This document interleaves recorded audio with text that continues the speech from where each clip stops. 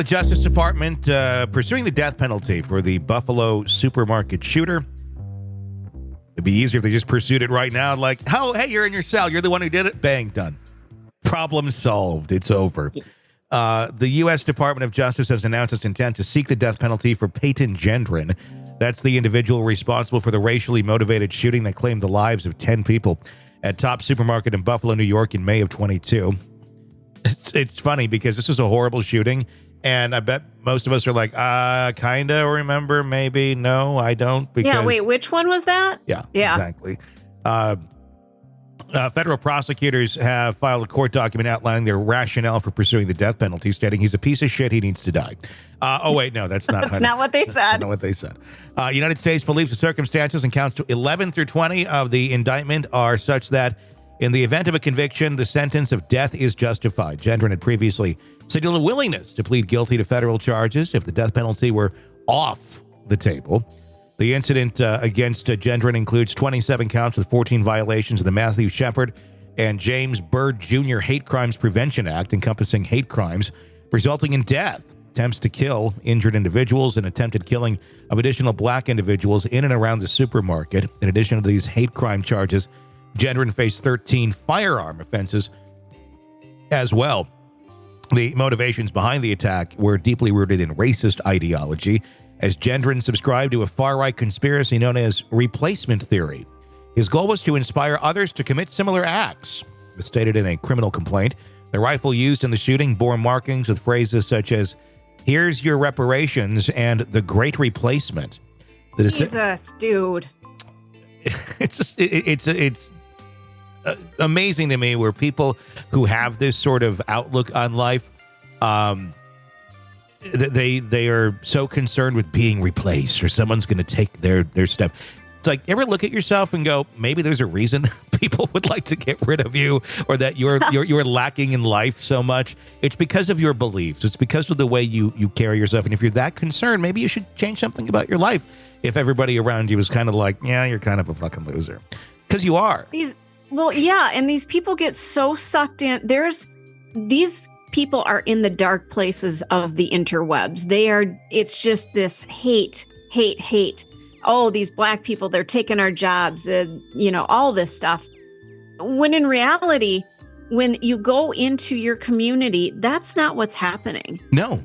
But it's happening online. That's the shit you see if you dig for it. It's happening in these people's minds, and then they get into a community of similar thinking, mentally ill people, and then suddenly they think that they're justified in their insanity.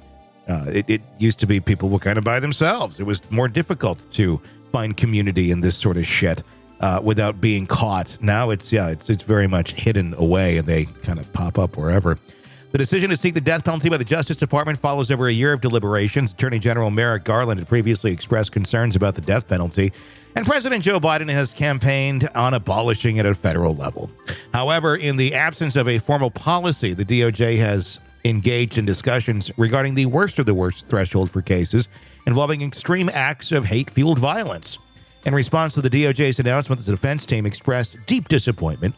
Sonia Zollin, an assistant federal defender, conveyed their frustration, suggesting that the government's efforts could be better spent addressing the underlying issues that facilitated the crime, including easy access to deadly weapons and the failure of social media companies to moderate hateful rhetoric online.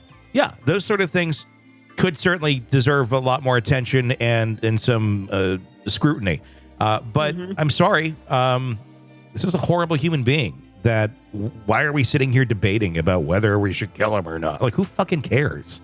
Why? Why are we wasting the energy or the breath or the air that we're breathing or the time that we have on this earth to discuss whether or not the guy who shot up a bunch of people in a supermarket because he didn't like the color of their skin, if he should be living or not? The answer is no, he should not. And it's like, that's just the short, long and short of it. There's no point.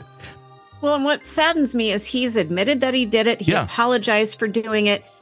Can we just be done with him? Why do we need to keep him alive? And why does he want to stay alive? He has absolutely destroyed his life. Let's snuff this one out, and maybe he'll get a redo, in another life. Can we do that? And Gendron had previously faced a sentencing on state charges resulting in life imprisonment. without parole.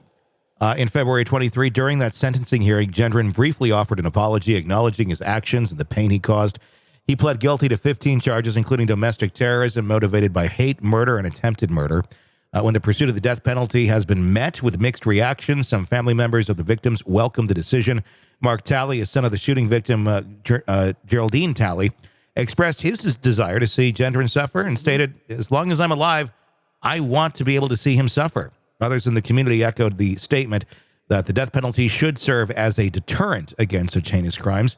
I got to tell you, everybody, though, it doesn't really stop anybody. But I never viewed it as being something of stopping crime or someone from doing a heinous act. They're going to do it. They're going to do it. We just need to be more efficient in how we eliminate those people once we know who did it. That's how I view it. It's like, yeah, get rid of them, exterminate them. They're evil human beings. There's no reason that we need to be considerate of anything that they do. Once you've decided to take that gun and pull that trigger and take other people off the face of the earth for no apparent reason other than hate, then it's game over for you too. Yeah, there was no reason. I mean, this was not self-defense. This was, I'm going to fuck with some people based on their skin color, and I'm just going to take them out. And he just walked in, marched in, and just decimated people. Yeah. I mean, the amount of lives he has destroyed. Yeah. Why? Why is this even up for debate? Why are we? Yeah, I don't know. And there's a lot of people pro death penalty, anti-death penalty. It just seems like common sense here. In a case like this, I don't see why this is even up for debate, even if you're not for it. I think this would be one where you kind of go, yeah, why not? Who cares? It might be a Jeffrey Epstein thing. He may not be around.